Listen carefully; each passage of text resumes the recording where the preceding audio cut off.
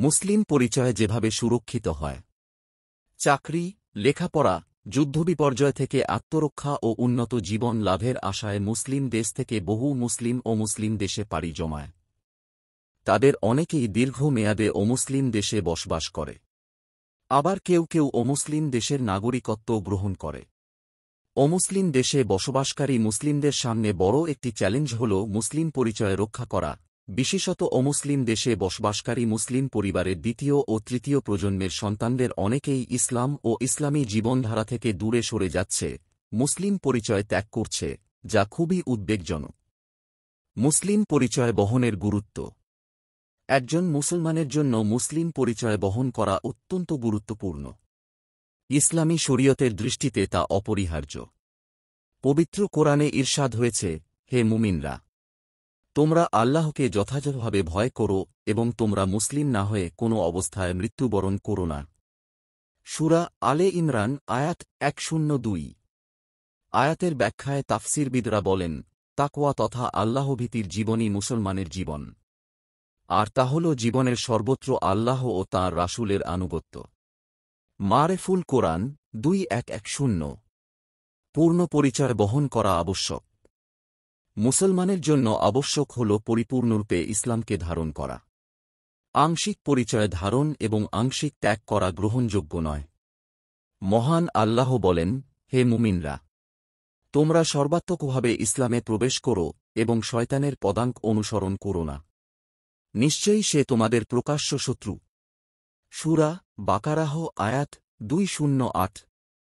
আয়াতের ব্যাখ্যায় মুজাহিদ রহমাতুল্লাহ আলাইহি বলেন, তোমরা একই ধর্মাচার মেনে চলো, পরিপূর্ণ ইসলাম মান্য করো এবং তার ওপর দৃঢ় থাকো।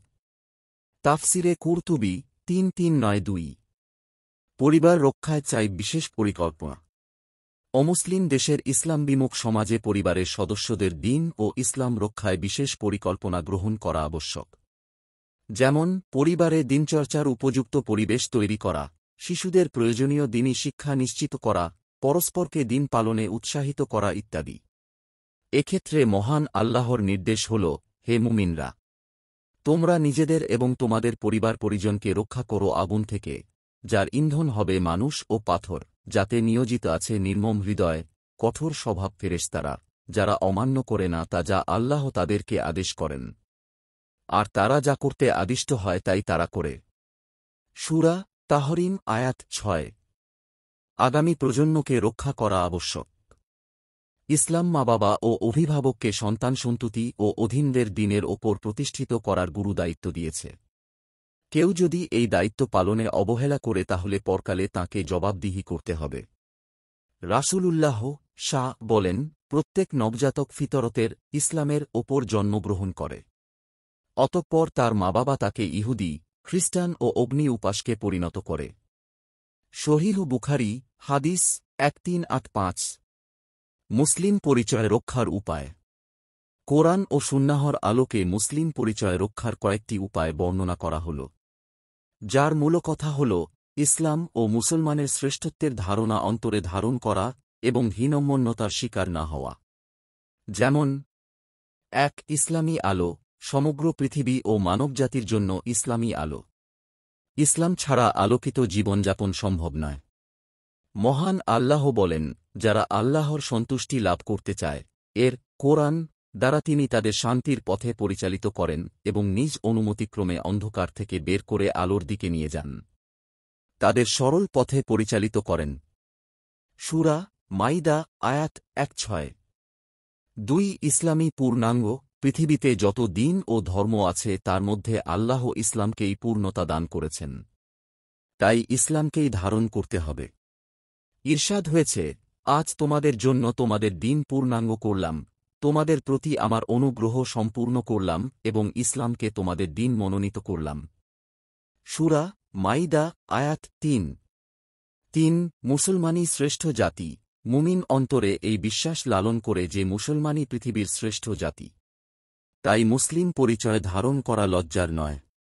আল্লাহ বলেন, তোমরাই শ্রেষ্ঠ উম্মত, মানবজাতির জন্য তোমাদের আবির্ভাব হয়েছে। তোমরা সৎ কাজের আদেশ দাও, অসৎ কাজ থেকে নিষেধ করো এবং আল্লাহতে বিশ্বাস করো। সূরা আলে ইমরান আয়াত 110। 4 আল্লাহর আনুগত্য সর্বত্র। মুমিন আল্লাহর আনুগত্যের মাধ্যমে ইসলামের পরিচয় ধারণ করে। আল্লাহর আনুগত্য দেশে ও প্রবাসে সর্বত্র আবশ্যক। মহানবী সাল্লাল্লাহু আলাইহি ওয়াসাল্লাম বলেন, তুমি যেখানেই থাকো আল্লাহ তাআলাকে ভয় করো, মন্দ কাজের পরপরই ভালো কাজ করো, তাতে মন্দ দূরীভূত হয়ে যাবে এবং মানুষের সঙ্গে উত্তম আচরণ করো। জামে তিরমিজি, হাদিস 1987। 5 দৃতাই সাফল্য।